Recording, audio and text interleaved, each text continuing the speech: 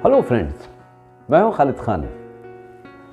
Indian armed forces में जो join करना चाहते हैं, जिनका ख्वाब है कि वो इंडियन आर्म्ड फोर्सेस में एज एन ऑफिसर ज्वाइन करें, उनके लिए खुशखबरी है कि एनडीए की dates, examination dates, entry dates जो हैं वो अनाउंस हो गई हैं और 2021 में इसका जो एग्ज़ाम शेड्यूल होने वाला है उसका फॉर्म भी इसी महीने आने वाला है।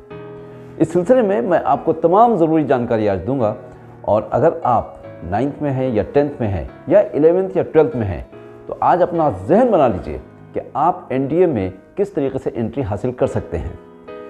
इसको मैं बहुत सिंपल अंदाज में, बहुत ईजी तरीके से आपको बताऊंगा कि एनडीए है क्या चीज़, इसमें किस तरीके से इसमें दाखिला ले सकते हैं और इसकी क्या पोजीशन है और कौन कौन सी सर्विसेज के लिए ये एग्ज़ाम होता है।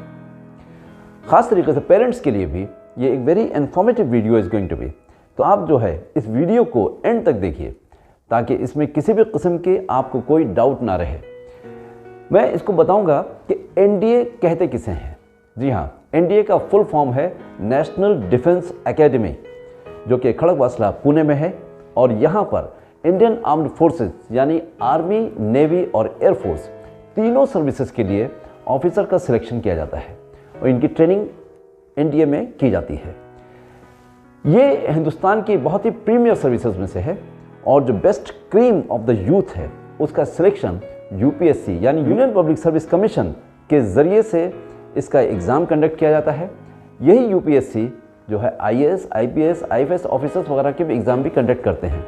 तो it is a top body जहाँ से एग्ज़ाम का किया जाता है और लोगों को डिफेंस के लिए यानी कि इंडियन आर्म्ड फोर्सेस के लिए बेहतरीन दिमाग होते हैं और जो वाकई डेडिकेटेड होते हैं और डायरेक्टली नेशन को सर्व करना चाहते हैं, उनका एग्ज़ाम इसमें होता है।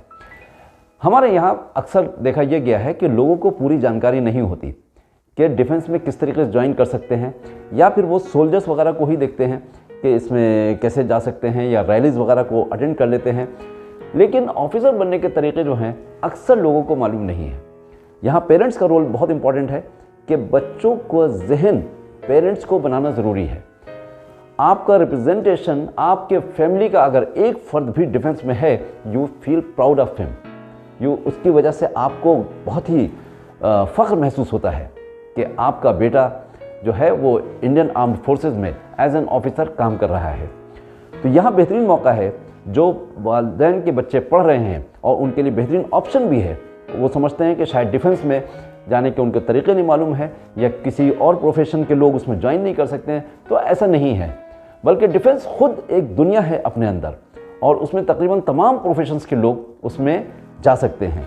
और इसका बेहतरीन एंट्री पॉइंट्स जो है, जहां दूसरे एग्ज़ाम्स भी हैं, सीडीएस और डायरेक्ट एंट्री एग्ज़ाम्स वगैरह भी हैं, उसके अलावा ये जो एनडीए जो है, this is one of the most important exam, जहाँ पर लोग अपने दिल में ख्वाहिश सजाते हैं कि काश हम भी इसका हिस्सा बन सकते, इसमें पास हो जाते और निकल जाते। एनडीए पास करना कोई बहुत मुश्किल काम नहीं है। हाँ, ये है कि हर चीज़ को काम करने के लिए, चाहे कितना ही बड़ा काम क्यों ना हो, अगर आप सही तरीके से प्लानिंग करके और सही एग्जीक्यूशन करके जब आप उसकी तैयारी करके आगे बढ़ते हैं, तो कोई वजह नहीं कि आप एग्ज़ाम में पास ना हो पाएँ और मेरिट में ना आ पाएँ। क्योंकि इसका जो मिनिमम पासिंग पॉइंट्स हैं वो भी कोई बहुत ज़्यादा हाई नहीं है। Maximum it varies every year, हर साल इसको जो मिनिमम क्वालिफाइंग मार्क्स है वो वेरी करता रहता है। समटाइम्स इट इज़ 25%, समटाइम्स 30% और समटाइम्स लेस देन 25% इवन। तो इतना scoring it should not be very difficult. लेकिन हाँ, उसमें कमांड आपको अपने सब्जेक्ट्स में होना बहुत ज़रूरी है। आज मैं आपको कुछ इसके बारे में ज़रूरी तफसीलात आपको बताऊँगा कि इसका एग्ज़ाम कैसे होता है, कब होता है और इसके पास करने के तरीके क्या हैं। ये एग्ज़ाम साल में 2 मरतबा कंडक्ट किया जाता है। एक तो है इस साल अप्रैल में एग्ज़ाम होगा और दूसरा एग्ज़ाम जो है वो सितंबर में होगा। आप अगर इसमें अपेयर करना चाहते हैं यानी कि एनडीए 1 और एनडीए 2, तो हम एनडीए 1 की अगर हम बात करें तो उसके एप्लीकेशन फॉर्म जो है 30 दिसंबर 2020 को यानी कि इसी महीने आपके एग्ज़ाम का जो फॉर्म है वो आने वाला है। आप उसको भर सकते हैं और फॉर्म सबमिशन की लास्ट डेट जो है वो है 19 जनवरी 2021। इसमें फॉर्म भरने के लिए जैसे ही आपके पास फॉर्म आए तो उसको ऑन प्रायोरिटी जो है आप फॉर्म भरें और उसका लास्ट डेट का इंतज़ार ना करें। अब चूँकि हर चीज़ ऑनलाइन है तो इट इज़ क्वाइट ईजी कि आप लोगों से कंसल्ट कर सकते हैं, अपने टीचर से कांटेक्ट कर सकते हैं, या अगर आप कहीं कोचिंग ले रहे हैं तो वहाँ पे कांटेक्ट करके उसका फॉर्म सही तरीके से भर के आप सबमिशन कर सकते हैं। और जो इसके एग्ज़ाम की डेट है वो है 18 अप्रैल 2021, संडे का दिन है, और यहाँ पर आपको 5 घंटे के लिए जाना पड़ेगा। एग्ज़ाम जो है 5 घंटे का होता है और एक ही दिन का एग्ज़ाम होता है। उसकी तैयारी कैसे करना है और उसकी जो बाकी चीज़ें हैं वो मैं अपने आगे आपको बताऊंगा कि किस तरीके से आप इस एग्ज़ाम में अपीयर कर सकते हैं। तो ये है NDA 1 का शेड्यूल, और NDA 2 के जो डेट्स हैं वो 9 जून 2021 को उसका नोटिफिकेशन आने वाला है, यानी फॉर्म भरने की तारीख आने वाली है 9 जून 2021, और जो उसकी आखिरी डेट है वो है 29 जून 2021, यानी कि 29 June 2021 is the last date of submission of forms for NDA 2। और जो इसकी एग्ज़ाम डेट है वो एग्ज़ाम होगा 5 सितंबर 2021 को।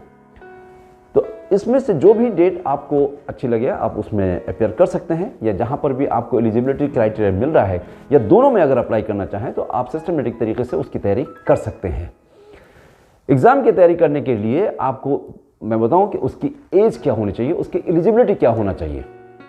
तो एलिजिबिलिटी के ताल्लुक से मैं आपको बताऊं कि जो बच्चे 10+2 पढ़ रहे हैं या एग्ज़ाम में बैठने वाले हैं वो इस एग्ज़ाम के लिए अभी इस साल एलिजिबल हैं।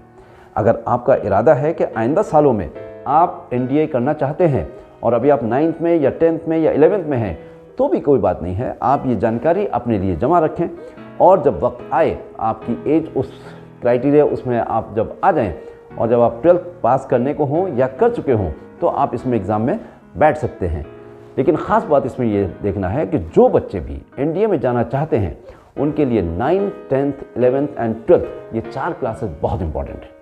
इनमें ख़ास तरीके से जो फिज़िक्स, मैथ्स और इंग्लिश जो हैं उनके ऊपर कमांड होना बहुत ज़रूरी है, वरना अगर इन सब्जेक्ट्स में कमांड नहीं होगी तो NDA को क्वालिफाई करना आसान नहीं होगा। तो इसलिए, और मेनली जो इसका सिलेबस जो होता है वो भी इसी एग्ज़ाम के बेस के ऊपर होता है। अगर आपने थरोली सिस्टमेटिक तरीके से NCERT की बुक्स के थ्रू अगर तैयारी की है तो कोई वजह नहीं कि आप एग्ज़ाम में ना बैठ पाएँ। अब इसकी बात करते हैं हम एज लिमिट की। तो एज जो है इसकी 16.5 से लेकर के 19.5 साल तक है, यानी कि जो एज काउंट होती है वो date of commencing of the course के हिसाब से होती है। अगर आप 12th में हैं और अगर आप 16 साल से कम भी हैं तब भी आप अप्लाई कर सकते हैं, क्योंकि इसको नॉर्मली प्रोसीजर कंप्लीट होने में तकरीबन 1 साल लग जाता है।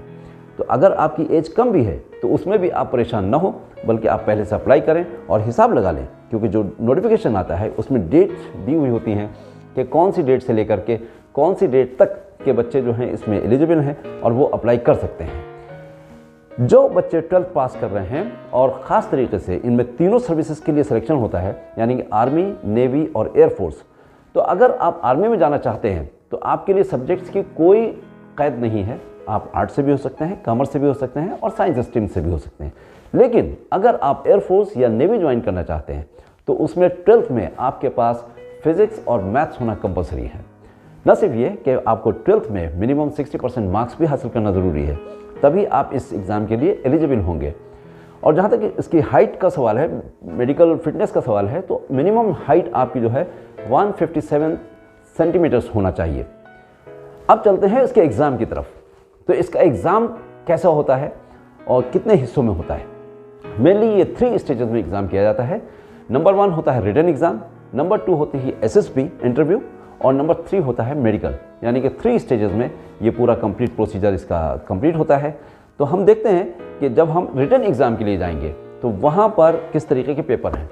रिटन पार्ट भी 2 हिस्सों में डिवाइड किया गया है। नंबर 1 इज़ मैथ्स और नंबर 2 इज़ GAT, यानी कि GAT, यानी जनरल एबिलिटी टेस्ट। मैथ्स में जो एग्ज़ाम का पैटर्न है उसमें 120 क्वेश्चन आते हैं और 2.5 घंटे का आपको जो है वक्त दिया जाता है। उस 2.5 घंटे के अंदर आपको ये 120 क्वेश्चंस जो हैं, जिसमें ट्रिग्नोमेट्री, कैलकुलस, अलजेब्रा, ज्योमेट्री, ये तमाम सब्जेक्ट्स के जो सवालात हैं उसमें से पूछे जाते हैं। अगर आप कुछ पिछले सालों के एग्ज़ाम का पैटर्न देखेंगे तो आपको समझ में आ जाएगा कि इसमें किस किस्म के क्वेश्चंस जो हैं पूछे जाते हैं। तो मैथ के लिए आपको 120 क्वेश्चंस होंगे और ये काउंट करेंगे आपको 300 मार्क्स, यानी कि जो, और हाँ लेकिन हाँ इस बात का ध्यान रखिए कि इसमें नेगेटिव मार्किंग भी होती है।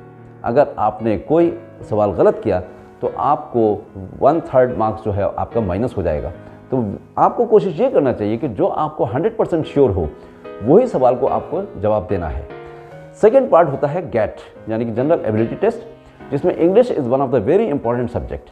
इंग्लिश जो है वो आपको कमांड होना चाहिए, बिलखुसूस ग्रामर, और ग्रामर के साथ ही अगर आपकी वोकैबुलरी अच्छी है तो आप इसको आसानी से पास कर सकते हैं। वोकैबुलरी बढ़ाने के मुख्तलिफ तरीके हैं कि रोज़ाना आप 1 वर्ड, 2 वर्ड या 5 वर्ड जो है न्यू वर्ड्स याद करें। अपने एग्ज़ाम के ताल्लुक से न्यूज़पेपर पढ़ें और उसके हिसाब से आप अपनी वोकैबुलरी बढ़ाते जाएं। और ग्रामर के लिए रेन एंड मार्टिन की जो बुक है, अगर आप 10th की वो बुक को थरोली पढ़ लेते हैं तो that should be enough to cover up the things इंशाल्लाह। और इसके साथ ही जो दूसरे टेस्ट होते हैं यानी कि जनरल अवेयरनेस टेस्ट, उसमें करंट अफेयर्स होता है, हिस्ट्री होता है, ज्योग्राफी होता है और दूसरे जो सब्जेक्ट्स हैं, तो वो तमाम मिला करके आपको 150 क्वेश्चंस आते हैं उसमें, और इसके टोटल मार्किंग होती है 600 मार्क्स। यानी कि फुल कैपिटल यानी कि फुल एग्ज़ाम अगर देखा जाए तो वो 900 मार्क्स का होता है। और इस मौके पे मैं आपको एक बात ये बता दूं कि एनडीए के एग्ज़ाम में तकरीबन हर साल नियरली 4 लाख स्टूडेंट्स जो है वो इसमें बैठते हैं, लेकिन सिस्टमेटिक तैयारी न होने की वजह से मेजॉरिटी जो है वो इसमें आउट हो जाती है और सिर्फ मे बी 7,000 to 8,000 स्टूडेंट्स ही जो है वो क्वालिफाई कर पाते हैं। तो आपको बहुत ही सिस्टमेटिक तरीके से एक डिसिप्लिन वे में अपनी स्टडीज़ का पैटर्न बनाना पड़ेगा ताकि आपको कोई परेशानी ना आए और आप आसानी के साथ में एग्ज़ाम को क्वालिफाई कर पाएँ। हो सके और आपके शहर में अगर ये मुमकिन हो तो आप किसी अच्छी कोचिंग में ले लीजिए, यानी कि मैथ का पेपर इज़ वेरी इंपॉर्टेंट। ख़ास तरीके से अगर आपको शॉर्टकट्स नहीं आते हैं तो उसको हल करना काफ़ी भारी पड़ सकता है। फिर आपको न्यूज़पेपर भी जो है वो पढ़ते रहना चाहिए और उसके इंपॉर्टेंट नोट्स बनाते रहना चाहिए कि क्या चीज़ें चल रही हैं, करंट अफेयर्स के ताल्लुक से आपको क्या चीज़ें मालूम होना चाहिए।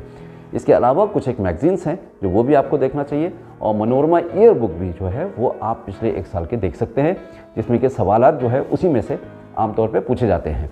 ख़ास तरीके से अवार्ड्स जो हैं जो दिए जाते हैं नेशनल लेवल पे और इंटरनेशनल लेवल पे, वो भी आपकी नॉलेज में होना चाहिए ताकि उसके ताल्लुक से भी जो 5 या 6 सवालात आते हैं तो वो आप उसको आसानी से देना आना चाहिए। जो बच्चे रिटन एग्जामिनेशन में पास हो जाते हैं उनको फिर एसएसबी यानी कि सर्विसेज सिलेक्शन बोर्ड के लिए बुलाया जाता है। एसएसबी के लिए आप मेरा नेक्स्ट वीडियो देख लीजिएगा, जिसमें मैं तफसील से बताऊंगा कि एसएसबी क्या चीज़ होती है और इसको किस तरीके से पास किया जा सकता है, क्वालिफाई किया जा सकता है, और मेनली एसएसबी में क्या चीज़ देखते हैं जिसकी आपको तैयारी करने की ज़रूरत है। और तीसरी चीज़ होती है मेडिकल, यानी कि जो बच्चे रिकमेंडेड हो जाते हैं एसएसबी से उनको मेडिकल के लिए भेजा जाता है। और मेडिकल में जनरली अगर आप फिट हैं, और होना ही चाहिए, यानी कि थोड़ी सी आपको रेसिंग की और थोड़ा सा इस चीज़ की प्रैक्टिस होना चाहिए ताकि स्टेमिना भी रहे, और फिज़िकली अगर आप फिट हैं और वहाँ से भी अगर आप पास हो जाते हैं तो आपको रिकमेंड करके भेजा जाता है। और फिर finally you go to NDA यानी कि नेशनल डिफेंस एकेडमी पुणे में आप जाते हैं, जहाँ पे आपको ट्रेनिंग शेड्यूल अटेंड करना पड़ता है। और जो भी आपने प्रायोरिटी दी है अपनी कि पहले फर्स्ट प्रायोरिटी मेरी आर्मी है या फर्स्ट प्रायोरिटी मेरी एयरफोर्स है या नेवी है, उसके हिसाब से जब आपको देखा जाता है तो जितनी भी वैकेंसीज होती हैं तो उसके हिसाब से आपको एनडीए में पास होने के बाद में उस ब्रांच में, आर्म्ड फोर्सेस की उस ब्रांच में यानी कि आर्मी, नेवी, एयरफोर्स में से किसी में भी एक में भेजा जा सकता है। और इसमें सिर्फ अनमैरिड मेल स्टूडेंट्स ही अप्लाई कर सकते हैं। गर्ल्स के लिए दूसरे एंट्री पॉइंट्स हैं जहां से वो अप्लाई कर सकते हैं, लेकिन एनडीए एक्सक्लूसिवली सिर्फ मेल अनमैरिड कैंडिडेट्स के लिए ही एलिजिबिलिटी है। मुझे यकीन है कि ये वीडियो आपको बहुत ही इंफॉर्मेटिव रहा होगा और इसके ज़रिए से आप आने वाले दिनों में अपने एनडीए की तैयारी कर पाएंगे, और उसमें अच्छे तरीके से तैयारी करके जब आप एग्ज़ाम में बैठेंगे तो आप यकीनन कामयाब होंगे। All the best.